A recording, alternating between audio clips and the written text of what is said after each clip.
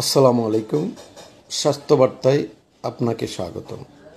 আজকে আমি যে বিষয়টা নিয়ে আলোচনা করব তা হচ্ছে ইনজেকশন এর বিপদ। সম্মানিত বন্ধুরা, মানব সভ্যতার ইতিহাসে যত ধরনের চিকিৎসা পদ্ধতি আবিষ্কৃত হয়েছে, বিজ্ঞানের এই যুগে এসে কত হাজার ধরনের চিকিৎসা পদ্ধতির মধ্যে ইনজেক্টেবল বা ইনজেকশন পুশিংয়ের মাধ্যমেও চিকিৎসার এক ধরনের পদ্ধতি। বিশেষ করে মানুষের জীবনকে রক্ষার জন্য এমার্জেন্সি বা জরুরিভাবে যে চিকিৎসা পদ্ধতি প্রয়োগ করা হয় তা হচ্ছে ইনজেক্টেবল আইটেম। কিন্তু এই ইনজেক্টেবল আইটেম চিকিৎসা করতে গিয়ে মানুষ অনেক ধরনের সমস্যারও সম্মুখীন হয়ে থাকে। আসুন আমরা এই বিষয়ে আজ আলোচনা করি, একটু জানার চেষ্টা করি। মানব শরীরে 6 থেকে 7 ধরনের বা 7 পদ্ধতিতে ইনজেকশন পুশ করা হয়ে থাকে। কিন্তু আমরা বিশেষ করে যারা রোগীরা সাধারণ মানুষ 3 ধরনের ইনজেকশন পুশিং পদ্ধতির সাথে খুব বেশি পরিচিত। এক, আইএম, যেটাকে ইন্টারমাস্কুলার বা মাংসপেশিতে যেটা ইনজেকশন পুশ করা হয় তাই বুঝিয়ে থাকে। 2, আইবি বা ইন্ট্রাভেনাস, যেটাকে রক্তনালীতে যে ইনজেকশন পুশ করা হয় তাই হচ্ছে আইবি। আরেকটা হচ্ছে সাবকিউটেনাস বা এসসি, যেটা হচ্ছে আমাদের চামড়ার নিচে যে ইনজেকশনটা পুশ করা হয়, বিশেষ করে হরমোন ইনজেকশন ডায়াবেটিসের ক্ষেত্রে যেটা দেওয়া হয়ে থাকে। এইগুলো নিয়ে আমরা অনেক বেশি পরিচিত। কিন্তু অনেক সময় এই ইনজেকশন পুশ করতে গিয়ে আমরা আমাদের জীবনটাকেই ধ্বংস করে ফেলি, এমনকি আমাদের মৃত্যু পর্যন্ত হতে পারে। অনেক ধরনের শারীরিক সমস্যার সাথে সাথেও আমরা মারাত্মক বিপর্যয়ের সম্মুখীন হয়ে থাকি। এর অনেকগুলো কারণ থাকে। এই কারণের মধ্যে একটা কারণ হচ্ছে অপরিপক্ক হাতে ইনজেকশন পুশ করা, অর্থাৎ একাডেমিক কোনো সার্টিফিকেট না থাকা এবং তার প্র্যাকটিক্যাল কোনো শিক্ষা না থাকা, এমন মানুষের মাধ্যমেই আমরা ইনজেকশন অহরহ পুশ করে থাকি, যা খুবই ঝুঁকিপূর্ণ।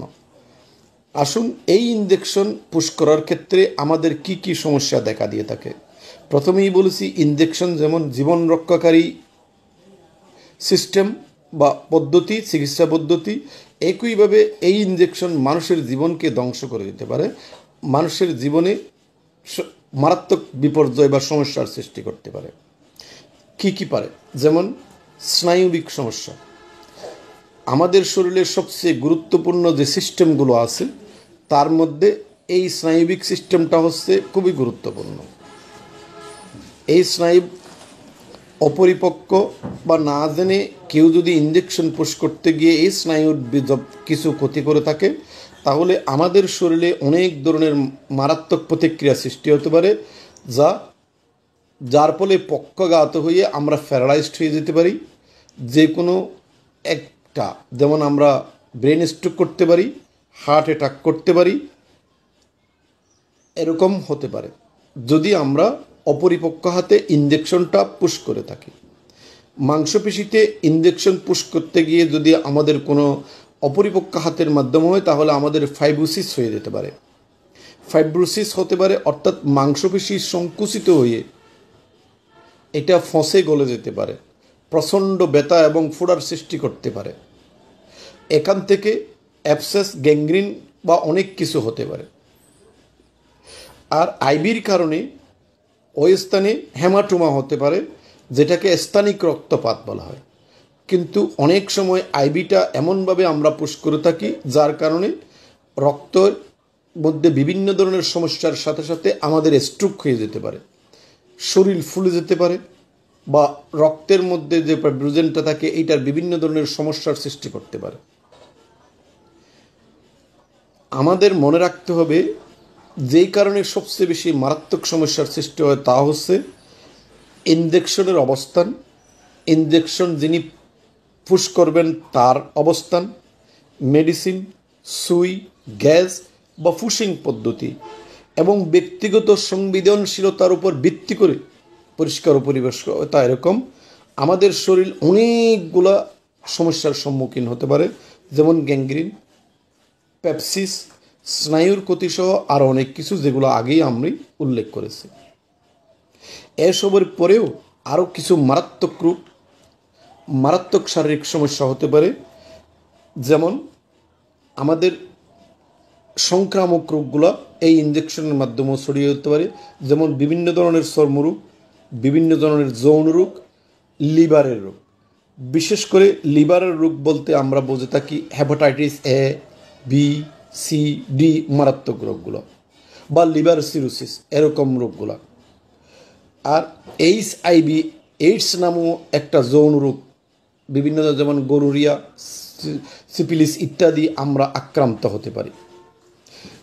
শ্বাসতন্ত্রের সংক্রমণও আমরা আক্রান্ত হতে পারি যদি আমরা অপরিপক্ক হাতে ইঞ্জেকশন পুশ করে থাকি।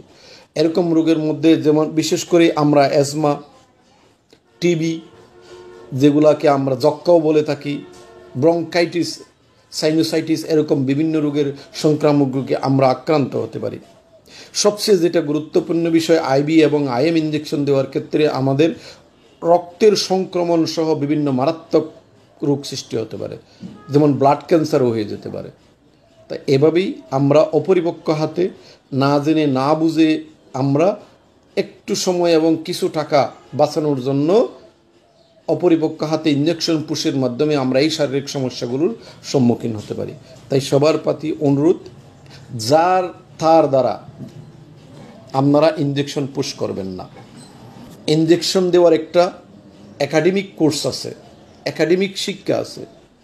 ন্যূনতম এই শিক্ষাটা যার নাই, তার দ্বারা ইঞ্জেকশন পুশ করলে আমাদের এই সমস্যাগুলোর সৃষ্টি হতে পারে। বিশেষ করে আমাদের গ্রামাঞ্চলে এই সমস্যাগুলোর অনেক বেশি প্রবণতা দেখা দেয়। তাই আসুন আমরা ন্যূনতম 10 টাকা 20 টাকা বাঁচানোর জন্য যে পদ্ধতি অনুসরণ করি তা খুবই মারাত্মক আমাদের শরীরের জন্য, আমাদের জীবনের জন্য। তাই স্বাস্থ্য বার্তা বিভাগের পক্ষ থেকে সবাইকে সচেতন হওয়ার অনুরোধ জানাচ্ছি। সবাই ভালো থাকুন, সুস্থ থাকুন, সাথেই থাকুন। আসসালামু আলাইকুম ওয়া রাহমাতুল্লাহি ওয়া বারাকাতুহু।